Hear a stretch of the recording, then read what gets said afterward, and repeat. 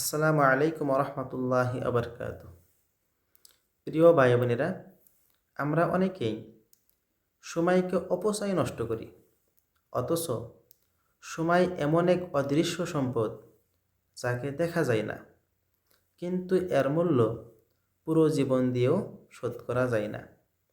আমরা অনেকেই বলি কাল করব, আরেকদিন দেখা যাবে, এখন সময় নেই। কিন্তু সত্যটা হলো সময় কখনো কারো জন্য অপেক্ষা করে না। ইসলামে সময়ের গুরুত্ব এতটাই বেশি যে মহান আল্লাহ রাব্বুল আলামিন কুরআনে কারিমে সময়ের শপথ করেছেন।